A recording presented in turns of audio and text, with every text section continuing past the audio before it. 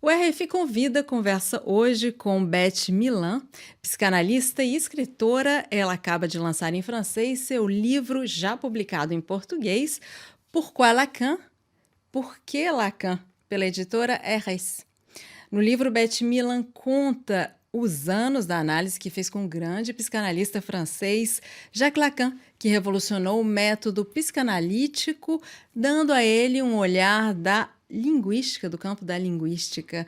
Olá, Beth Milan, seja bem-vinda ao RF Convida. Obrigada pelo convite. Prazer estar aqui.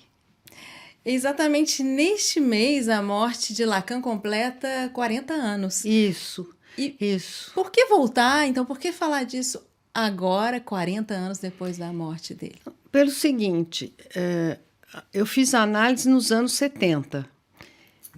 Nos anos 70, o Philippe Solers tinha pedido para eu escrever um testemunho. Só que eu não tinha eu não tinha distância suficiente para poder escrever o testemunho. Uhum. Porque a transferência em relação ao Lacan era muito grande, né? Tanto é que não existem praticamente testemunhos da análise com ele. Existem alguns, poucos, mas nesse livro, que chama Pourquoi Lacan, em francês, e no Brasil foi publicado com o título de Lacan ainda, porque já existiu o título Por que Lacan? Então, o meu livro em português se chama Lacan ainda. Nesse livro, eu conto a história da análise e, portanto, a minha história também, mas tendo em vista a maneira como Lacan trabalhava. Porque essa maneira era uma maneira muito polêmica e nunca deixou de ser. Por quê? Havia uma regra da Associação Internacional de Psicanálise, segundo a qual a sessão analítica devia durar 45 minutos. E o Lacan, num determinado momento da prática dele, não aceitou mais essa regra e passou a fazer sessões com duração variável, às vezes muito curtas. Então, ele era muito criticado por fazer sessões curtas, não era necessariamente curta, mas era... Agora, por que ele fez isso? Não foi casual, não foi... Houve, inclusive, quem dissesse que ele fazia isso para ganhar mais dinheiro, por interesses mercantis. Não é nada disso. O que acontece é que ele se deu conta de que o importante não era o tempo do relógio, os 45 minutos, mas que eu chamo no livro de o tempo de Cronos, né? Mas o tempo de Kairos, quer dizer, o tempo do momento oportuno, não é? Então, quando o analisando havia dito o que era importante, ele cortava a sessão, não é? E o analisando prosseguia a sua análise depois da sessão. Não é por acaso que eu estou falando analisando e não paciente, porque para o Lacan, o papel do analisando era fundamental. Cabia a ele interpretar o corte. Então, quem fazia análise, ele também fazia análise, ele não era um paciente. Ele era ativo? Ele era ativo no processo. Você fala exatamente, você introduz vários conceitos de uma maneira muito compreensível, né, no seu livro. E eu queria saber exatamente sobre esse tempo lógico e o tempo cronológico. O que você acha que na maneira que nós vivemos hoje e que a psicanálise se popularizou bastante, né? Cada vez mais as pessoas procuram a terapia psicanalítica. Você acha que é possível ainda seguir essa ideia de Lacan do tempo lógico com o paciente? Com certeza, não tem por que não seguir isso, porque o que importa é a eficácia do processo, né? E a análise com Lacan, a que eu fiz, pelo menos, foi particularmente eficaz. E eu hoje trabalho pelo WhatsApp, não posso fazer sessões presenciais, e trabalho com o tempo, sessão de duração variável. Não como ele fazia, porque, bom, o WhatsApp é outra coisa, porque hoje você não faz mais 4 sessões por semana, não é? Então, mas o método é absolutamente eficiente. E, quer dizer, o que o Lacan ensinava também, quer dizer, indiretamente, o que o método ensina, é a não perder tempo, né? Porque o tempo é o que nós temos de mais precioso. E isso vale, então, para a atividade analítica e para qualquer outra atividade, não é? No livro você fala como foi importante para você exatamente o tempo, a utilização do tempo lógico. E outra questão que eu acho muito interessante, que eu achei bastante interessante no livro, é que você mostra como o Lacan tinha uma enorme capacidade de escuta. É impressionante. Foi uma super cura e, e uma empatia muito grande. Ele realmente queria que a análise acontecesse. Tanto é que ele introduziu na teoria a noção de resistência do analista, porque antes dele só se falava da resistência do paciente. E ele insistiu na ideia de que existe a resistência do analista, que impede o processo de acontecer. Então, e também introduziu a noção do desejo do analista. São noções relativamente simples, mas extremamente úteis. Então, graças ao desejo do analista de que a análise se faça, graças à empatia, ela se fazia de uma maneira muito eficaz, surpreendente, às vezes assustadora. O Lacan era um personagem, ele se valia de recursos teatrais. Eu me lembro que, isso eu conto no livro, quando eu passei do face a face, porque a análise começa assim, com o face a face, né? E depois, num determinado momento, o analisando passa para o divã. E quando eu passei para o divã, eu passei chorando muito.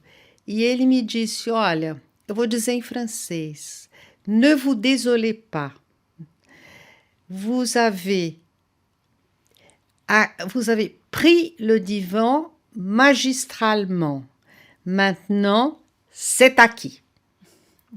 Não fique desolada. Você tomou o divã magistralmente. Agora está feito, está adquirido. Sim. E exatamente essas histórias, todas essas histórias que você conta no livro, a gente vê a gente não vê uma oposição entre a França e o Brasil. Na verdade, se a gente pode falar de oposição, a gente vê entre São Paulo e Paris, né? Duas cidades que você fala muito bem, que acabam se transformando em personagens do livro, Ah, né? é? E eu queria saber, então, o que que você, como uma paulista e parisiense, né? Porque a gente não nasce parisiense, a gente Se se torna. torna parisiense. O que que é a Beth parisiense? No livro você vai se transformando pouco a pouco em parisiense. O que que a Beth paulista e parisiense tem a dizer hoje dessas cidades? Dessas capitais. Francamente, elas se tornaram muito difíceis, não é? Quando eu vim para cá, bom, primeiro existia no Brasil um machismo que continua a existir e que aqui não existia. Então era uma glória sentar num bar, ficar lendo um jornal sem ser importunada. Além disso, naquela época, nos anos 70, os gloriosos anos 70, os anos do Belmondo, que faleceu na mesma semana do Lacan, meus dois grandes amores franceses. Naquela época, e durante muito tempo ainda, você podia andar tranquilamente pela cidade. A cidade era uma cidade de pedestre, do pedestre. Então você podia viver nesses apartamentos pequenos em que a gente vive aqui em Paris, porque a cidade era o seu quintal. Ela era sua. Hoje a cidade se tornou extremamente perigosa por causa do ciclismo em todos, o ciclismo desregrado, quer dizer, ela é o espaço do ciclista, mas sem que tenha havido uma regulamentação que, que impedisse o perigo. Eu, inclusive, quebrei uma costela numa trombada com um ciclista. Então, existe isso, o fato de... O trânsito é impossível. Para chegar aqui não foi nada fácil. O trânsito é impossível. Isso não existia em Paris, né? Era uma cidade do pedestre, do bistrô. Eu conto isso num livro meu que chama Paris Não Acaba Nunca, que foi publicado inclusive na China. É uma espécie de guia sentimental onde eu conto, né, a maravilha que era a cidade. Hoje ela se torna uma cidade bastante difícil. Além do problema do trânsito, existe o problema da sujeira, né? Quer dizer, a prefeitura é bastante... não sei se é a responsabilidade das prefeituras locais de cada bairro. O fato é que a prefeitura é bastante indiferente, a cidade é muito suja, e se tornou desagradável andar por ela. São Paulo é mais ou menos a mesma coisa, quer dizer, uma cidade que também é muito suja. Além disso, tem mais mendigos do que aqui, tem muito mais mendigos do que aqui. Enfim, são lugares inóspitos. Eu hoje passo a maior parte do tempo fora da cidade. Me distancio sempre que eu posso. E é interessante que a ideia que você coloca no livro, você fala de xenofobia. É interessante porque você desmonta essa ideia que a gente tem do Brasil, né? Quando você fala de São Paulo, que a sua família que sofreu xenofobia ao chegar em São Paulo, chegar no Brasil. Então, desmonta essa ideia que a gente tem desse Brasil que aceita o estrangeiro, Isso é esse mentira. Brasil, Isso é esse mentira mito. mesmo. Não, a xenofobia existe em todo lugar, mas quando os imigrantes chegaram, eles foram vítimas de muita xenofobia, sobretudo os que vieram do Oriente, né, que eram mais diferentes, que falavam uma língua totalmente inacessível. E eram chamados de come-gente, Tem uma história que minha mãe contava de um imigrante, de um avô imigrante, que eles saíram do Monte Líbano. E eles estavam falando em libanês e alguém disse a palavra tash, que significa 10. E foi interpretado da seguinte maneira: vão roubar o tacho. Então, a vida deles não era fácil. Mas eles introduziram o comércio no Brasil, né? O que não é pouca coisa. Sim. Porque os imigrantes italianos, quando foram para as fazendas, onde eles trabalhavam como escravos, né? Eles foram substituir o trabalho escravo. O imigrante libanês, quando chegava, já ia para o comércio. Mas por quê? Por causa da tradição, que era a tradição deles, né? E eu conto isso no meu último romance, que saiu antes do Lacan ainda, que se chama Baal, que conta a história de um imigrante que começa como vendedor ambulante e depois se torna muito bem-sucedido, constrói um palácio que é destruído, porque em São Paulo, como você sabe, São Paulo é uma cidade sem memória. É isso que você diz no livro, né? Que essas casas coloniais foram Você vê, derrubadas. esse aspecto em Paris é maravilhoso, né? Paris é uma cidade em que o passado foi realmente preservado. Muito mais do que em outras capitais da Europa. Por exemplo, recentemente eu estive em Torino. Tive é feio, né? As pessoas falam tive, mas é feio. Eu estive em Torino e onde há ainda as ruínas romanas, o barroco glorioso que existe lá, do Guarani. Mas alguns prédios modernos, sem categoria alguma, no meio desse passado maravilhoso. Então, Paris tem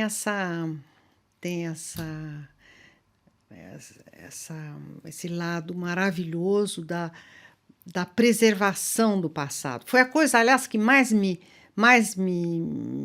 surpreendeu quando eu cheguei aqui, essa relação com a memória, né? Porque preservar a memória de certa forma, se eternizar através do outro, não é? E então, Paris é uma cidade onde eu me sinto menos mortal Sim, do que em São Paulo. aqui em São Paulo. Bom, então, acho que muito obrigada, Betmila, Obrigada a por você. ter vindo aqui hoje. Então, só para falar o livro, então E vai do ser lançamento, do lançamento, que exatamente. vai ser terça-feira da semana que vem, dia 14, às 21 horas, na livraria Le Divan, que é uma livraria chiquérrima da Gallimard, e vai haver um debate com vários analistas e mais uma entrevista comigo. Certo. Obrigada. Muito obrigada, Betmila.